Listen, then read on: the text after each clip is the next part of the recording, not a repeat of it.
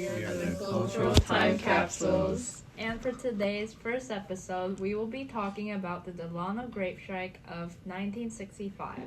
This is Suan. And this is Isabella. Hello, I'm Andrew. I'm Alex. Hello, I'm Maxwell. I'm Alex, and me and Andrew will be leading the second episode.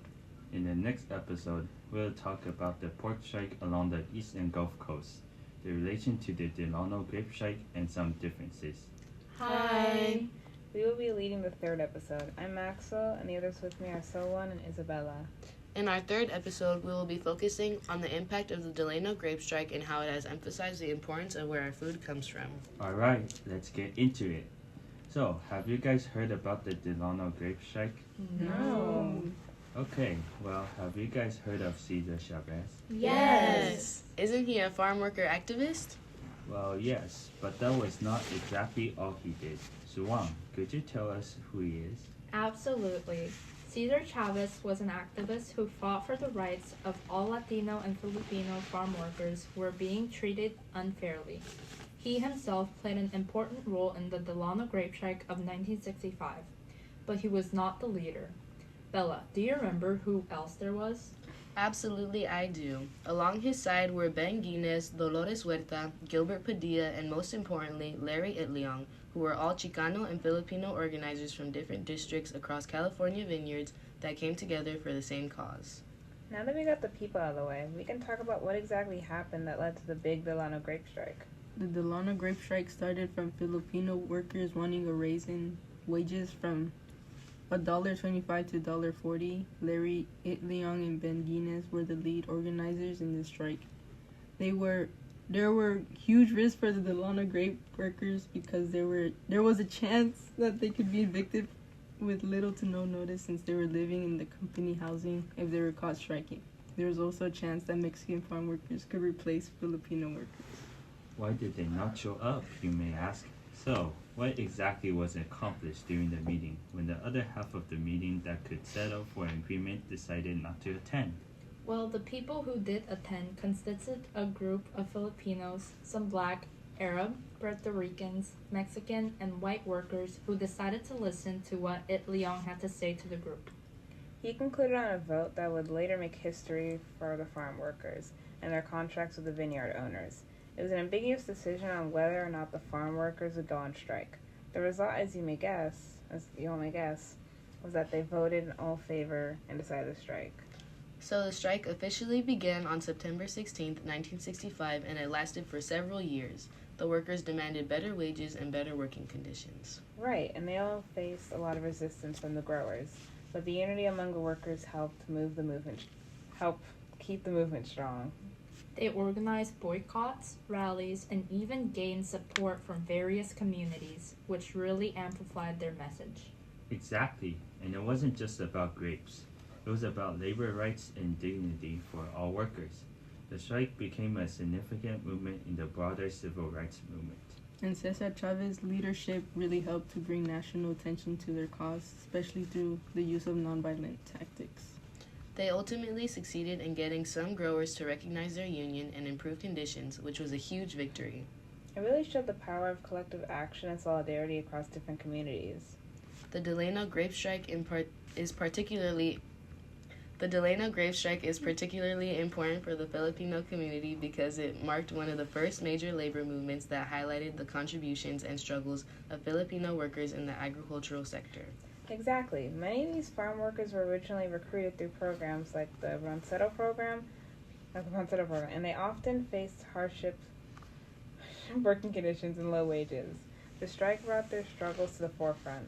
The collaboration between Filipino and Mexican workers were significant, too. It helped foster a sense of solidarity among different ethnic groups, showing that they could come together to fight for common cause. This alliance was crucial in creating a united front against exploitation. Plus, it empowered the Filipino community by giving them a platform to voice their issues. Leaders like Larry Itliong became prominent figures in the movement, inspiring future generations to engage in activism and advocate for their rights. The Delano Grape Strike also helped shape the narrative around farm workers, highlighting their importance not just as laborers but as integral members of society. This visibility was essential in challenging stereotypes and advocating for better treatment. And let's not forget the cultural pride that emerged from this movement. It encouraged and renewed a sense of identity and community among Filipinos, as they saw their contributions recognized in a historical context. Ultimately, the Delano grape strike wasn't just a labor movement, it was a turning point that inspired countless activists and laid the groundwork for future efforts in the Filipino community and beyond. It emphasized the idea that organized collective action could lead to meaningful change, which is a lesson that resonates today. The Delano grape strike was just one of the many strikes that was happening around that time. It was a part of a larger movement that involved in many farm workers' struggles for broader civil rights. This was part of a movement organized by the United Farm Workers' Cry for Help, in which up to 17 million Americans came along with the sponsor of many working committees, such as the Student Nonviolent Coordinating Committee, Congress of the Racial Equality, and many student activists from the Bay Area decided to join in the fun. Cesar Chavez, in an interview to the press, stated, "Now is when every worker, without regard to race, color, or nationality, should support the strike and must under no circumstances work in those ranches that have been struck." A second meeting commenced on September 14th of that year, this time only consisting of the special staff of the Agriculture Workers Committee. This included the Vice President, Gilbert Padilla, who took part in the earlier Martin Ranch strike, and Dolores Huerta, who also has experience lobbying for farm labor in Sacramento, Washington, and equal in scope of influence. Andrew, do you know who else was in the second meeting and what they talked about this time around? Well, we have the El Mercado editor, Bill Escher, and his assistant, Norma Redmond. The El Mercado was a Chicano labor newspaper that ran between 1964 and 1976, founded by Cesar Chavez, and unofficial to the United Farm Workers Movement. So, there were really influential people at the meeting that helped document the processes, spread word, and make the movement go as smoothly as possible on the day. The goal for the meeting was in discussing the pros and cons on the specific issues that were brought up earlier and crucial voting. The result of the meeting was that they decided they would hold the strike. So did you know when they decided the strike meeting was going to be held on? Ironically, it was held on Thursday, September the 16th, which just happens to be on Mexican Independence Day. Coincidence, right? Well, perhaps they knew the day was the day they would make history again, rightfully so, on the same day 150 years passed from when the Mexican Independence War started. Wow, that's indeed a cool fact. I know, right? Radio announcements were hurried out of the studio on the day of the meeting to quickly spread the news. Why did they use radio announcements and not TV or mail at the time? Well, at the time, radio announcements were the most effective way to spread the information quickly as field workers had one. A Mexican-American girl also informs that she and many other workers at Frank Luich Ranch have walked out. They also made pamphlets and sent them across organizations, who distributed them to their members upon receiving them promptly. Where is the part where everyone comes together? Yes, that is indeed included. There are African Americans, Mexican Americans, Anglos, Arabs, and Puerto Ricans. Right, and they all have one thing in common. That is, they are all farm workers working in bad working conditions that Nelson from UCSD document states as poverty level working conditions. Oh, those are some really cool things that happen behind the scenes. Isabella, could you explore more about the strike meeting now that most people have received the message and have walked out on their farm work? Sure. So it begins with Cesar Chavez, who comes out and gives an anecdote about a padre, which is a Christian clergyman who in the state of Guadalupe, Mexico, spoke about the struggle of liberty and was killed in the act, but succeeded in winning Mexico's independence shortly 10 years after his passing. That's cool. Yes, exactly. He then concludes about the 2 points of struggle for farm laborers. Freedom, right? Yes, and dignity. Both were denied to them by poverty. The next speaker is an elderly individual by the name of Felipe Navarro. Wow, who is that? If I'm remembering correctly, he has not been mentioned before. He was a worker who had been working in the fields for many, many years and took part in strike in the 1930s. That strike was actually more intense than the Delano grape strike as he witnessed it.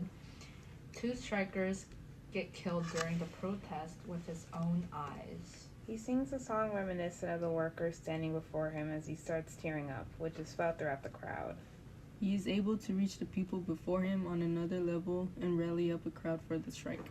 A man rises from the crowd from Tanguancicaro and asks, "What do we have to lose by going on strike?" His effect rippled through the crowd as more and more people stand from the crowd and shout their representative hometown through chants and giving opinions along the way. So a lot of things changed by the Delano grape strike. It affected a lot of people and communities. Do you remember when we talked about this last time, Alex?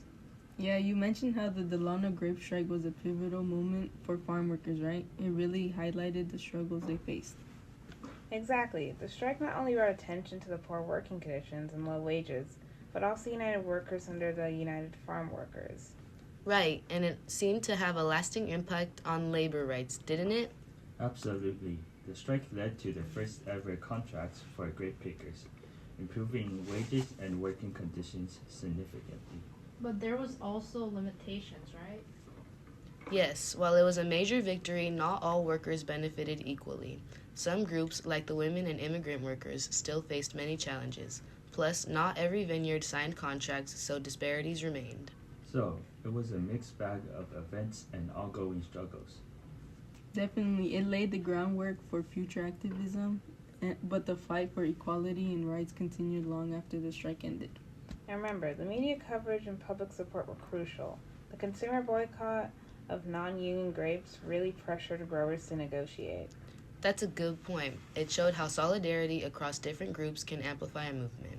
Yes, but even with those successes, many workers still deal with low wages and lack of protections today. The struggle isn't over.